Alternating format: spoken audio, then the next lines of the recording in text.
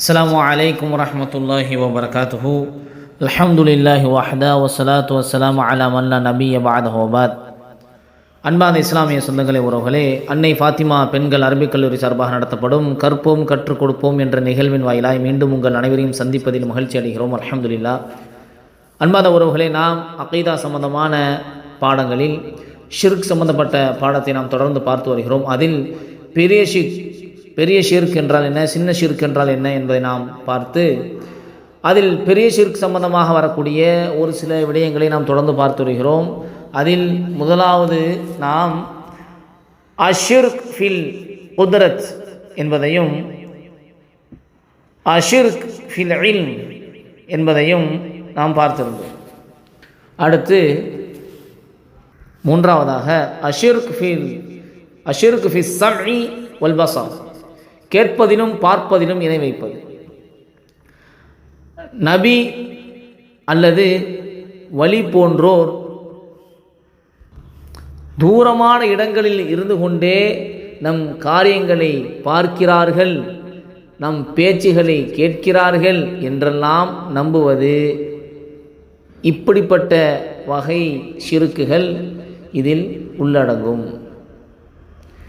ஆக அது நபியாக இருந்தாலும் சரி அல்லது வலிமார்களாக இருந்தாலும் சரி, யாராக இருந்தாலும் அவர்கள் தூரத்தில் இருந்து கொண்டே, மிக தொலைவில் இருந்து கொண்டே அவர்கள் நம்முடைய காரியங்களை பார்க்கிறார்கள், நம் பேச்சை அவர்கள் கேட்கிறார்கள் என்றெல்லாம் நம்புவது என்பது அது இந்த வகை ஷிர்கில், அதாவது கேட்பதிலும் பார்ப்பதிலும் இணை வைப்பது என்ற இந்த வகையில் அடங்கிவிடும். அல்லாஹ் பாதுகாக்க வேண்டும்.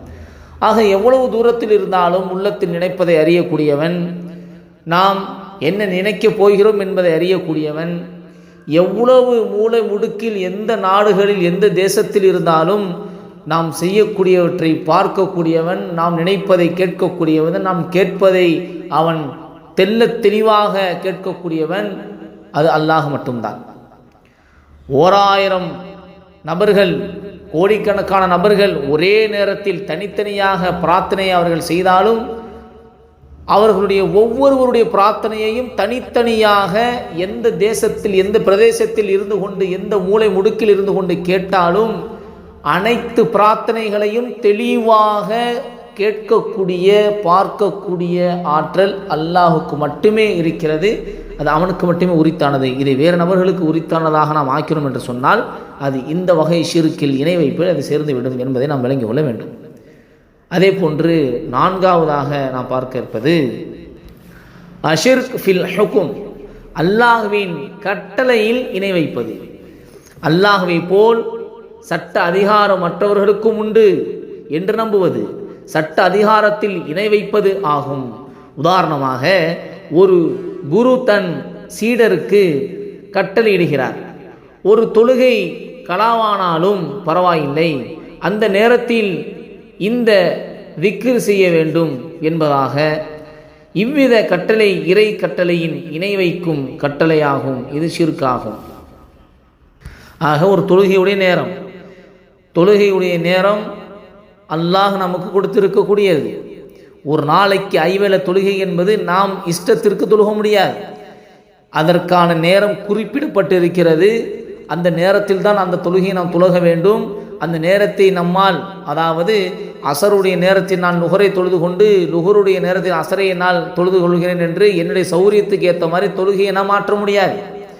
அல்லது ஃபஜர் காலையில் கிளம்புவதற்கு எனக்கு மிகவும் கடுமையாக இருக்கிறது, இரவு 12 மணிக்கு நான் ஃபஜரை தொழுது கொள்கிறேன் என்று நமது சௌரியத்துக்கு ஏற்ற மாதிரி இந்த ஹுக்கும்களை மாற்ற முடியாது. அதே போன்று அந்த தொழுகையானது கதாவானாலும் விடுபட்டு போனாலும் பரவாயில்லை, அந்த நேரத்தில் இந்த திக்ரை செய்ய வேண்டும், இந்த திக்ரை செய்யுங்கள், இந்த பிரார்த்தனை செய்யுங்கள், அது உங்களுக்கு தொழுகைக்கான நன்மையை உங்களுக்கு தந்துவிடும் என்று ஒரு குரு அல்லது யாராவது ஒருவர் இந்த மாதிரி கட்டளையிட்டு அல்லாஹுடைய அந்த சட்டத்திற்கு மாற்றமான செய்தியை அவர்கள் சொல்வார்கள் என்று சொன்னால், தொழுகையுடைய நேரத்தில் தொழுகை செய்யாமல் வேற ஏதாவது இதை செய்தால் அதற்கான கூலி கிடைக்கும் என்று சொன்னால், இது இணை வைக்கக்கூடிய ஒரு விஷயமாக, இது மோசமான விஷயமாகும். ஆக கண்மூடித்தனமாக நாம் சிலரை பின்பற்றி கொண்டு அல்லாஹுடைய கட்டளைகளில் நாம் ஷிர்க் வைப்போம், மாற்றம் செய்வோம் என்று சொன்னால் அல்லாஹ் பாதுகாக்க வேண்டும். அஷிர்க் ஃபில் ஹுக்கும், இதுதான் அல்லாஹ்வின் கட்டளையில் இணை வைப்பது என்பதை நாம் இங்கு விளங்கிக் கொள்ள வேண்டும். ஆக அன்பார்ந்த இஸ்லாமிய சொந்தங்களே, உறவுகளே, இதில் நாம் மிக கவனமாக நாம் இருக்க வேண்டும். ஐந்தாவதாக சொல்லக்கூடிய விஷயம்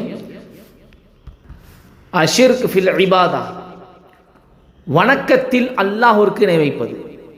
வணக்க வழிபாட்டில் அல்லாஹுக்கு இணை வைப்பது, அல்லாஹுவை வணங்குவதை போல் மற்றவர்களையும் வணங்கலாம் என்று நம்புவது, இறை வணக்க இணை குற்றமாகும். இதுவெல்லாம் இறை வணக்க இணை குற்றமாகும். உதாரணத்திற்கு நாம் அவுலியாக்களின் கபர்களுக்கு சஜிதா செய்வது, குருவுக்கு சஜிதா செய்வது, நபிமார்களின் பெயரிலோ அல்லது வலிமார்களின் பெயரிலோ நோன்பு நோற்பது, அல்லது அவர்களின் பெயரில் நேர்த்திக்கடன் செய்வது, அல்லது காபத்துல்லாவை தவாப் செய்து வலம் வருவது போல் கபூர்களை சுற்றி தவாப் செய்து வலம் வருவது, இதுவெல்லாம் ஷிர்க் ஃபில் இபாதா ஆகும். நாம் இங்கு ஒரு விஷயத்தை நன்கு விளங்கி கொள்ள வேண்டும். நபிமார்கள், அவுலியாக்கள், வலிமார்கள் அனைவர்களும் போற்றப்படக்கூடியவர்கள், சிறந்தவர்கள், அல்லாஹுக்கு நெருக்கமானவர்கள். அவர்களை போன்று நம்முடைய வாழ்க்கையை அமைப்பதற்காக வேண்டி அவர்களுடைய வாழ்க்கை நெறிமுறைகளை படித்து அதை புரிந்து அதன் அடிப்படையில் நாமும் வாழ வேண்டுமே தவிர அவர்களுடைய நேசத்தின் காரணத்தினால் அவர்களை அல்லாஹுடைய அந்தஸ்துக்கு உயர்த்துவது என்பது இது ஆக பெரிய ஒரு குற்றமாகும். அவர்களுக்கு வணக்க வழிபாடு, அல்லாஹுக்கு செய்ய வேண்டிய வணக்க வழிபாடுகளில் அவர்களுக்கு செய்வது, நேர்ச்சை செய்வது, அவர்களுடைய பெயரால் நோன்பு நோற்பது, அதற்கான கூலி அவர்கள் தருவார்கள் என்று நம்புவது, காபாவை சுற்றி வருவதை போன்று சிலர்கள் சில இடங்களில் கபூரை சுற்றி வருகிறார்கள், இதன் காரணமாக நன்மை கிடைக்கும் என்று, இதுவெல்லாம் வணக்கத்தில் அல்லாஹ்விற்கு இணை வைப்பதாகும். ஆக பெரிய மோசமான ஒரு செயலாகும். அல்லாஹ் பாதுகாக்க வேண்டும். அன்பார்ந்தவர்களே, பெரிய ஷிர்க் உடைய விஷயங்களில் இந்த 5 விஷயங்களும் அடங்குகிறது. அல்லாஹ் பாதுகாக்க வேண்டும். இதை விட்டு நாம் தவிர்ந்திருக்க வேண்டும். இதை விட்டும் அல்லாஹ்விடத்தில் பாதுகாவல் தேட வேண்டும். ஆக இதை நாம் புரிய வேண்டும். நாம் இதை நன்கு புரிய வேண்டும். அதன் அடிப்படையில் நம்முடைய வாழ்க்கையை, நம்முடைய வணக்க வழிபாடுகளை அல்லாஹுக்கு மாத்திரம் செலுத்தக்கூடியவர்களாக அதை புரிந்து நம்முடைய வாழ்க்கையை அல்லாஹுக்கு இஹ்லாஸான முறையில் வணக்க வழிபாடுகளை செலுத்தக்கூடிய மக்களாக அல்லாஹ் உங்களை என்னை மக்களுக்கு புரிய வேண்டும் என பிரார்த்தனை செய்வோம். தொடர்ந்து இணைந்திருங்கள். அடுத்து சிறிய ஷிர்க் சம்பந்தமாக சில விஷயங்களை பார்ப்போம். அஸ்ஸலாமு அலைக்கும் வரஹ்மத்துல்லாஹி வபரகாத்துஹு.